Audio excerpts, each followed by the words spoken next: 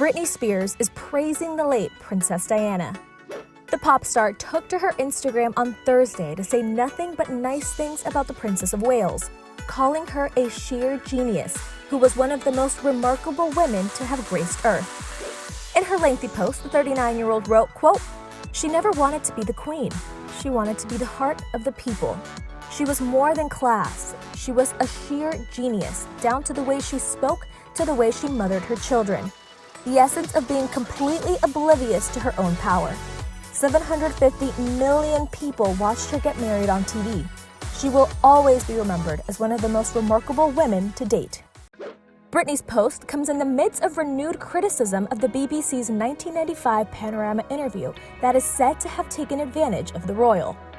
Like Princess Diana, Britney's life has also been under a magnifying glass. Earlier this year, the Framing Britney Spears documentary was released on Hulu, showcasing the media's portrayal of the pop star in the early to mid-2000s.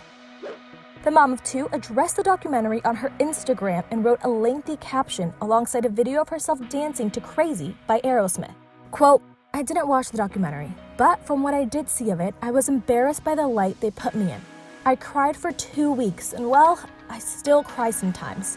I do what I can in my own spirituality with myself to try and keep my own joy, love, and happiness," she wrote in part.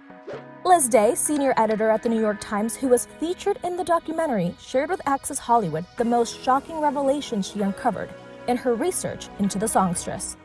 So I think there were a few really surprising things that surprised me the most about Britney's situation and the conservatorship. One was about her backstory. You know, I grew up with Britney, we're around the same age, and I think the real perception of her is that, of her at the time was that she was, an industry puppet or kind of a talentless cipher. And I was really surprised in going back through and talking to people who were closely involved with her early career, how much control Britney had herself over her own success. She very much so, was in control of, her music and picking her performances and her clothing. And that was really surprising to me. And also ironic now, given the lack of control that she has over her personal life.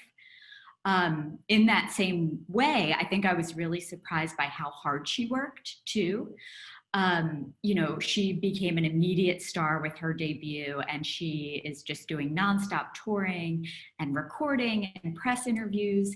And it really made me appreciate and respect how much she worked to earn her fortune. And again, a fortune that now she does not really totally control. Her conservators do.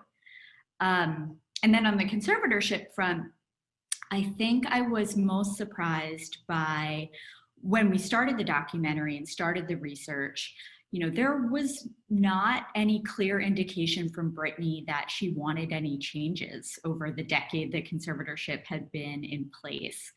And so we, learned about the fan movement and spoke to a lot of them who said, this doesn't seem right, but actually we don't know. We've never spoken to Britney. She's never told us that.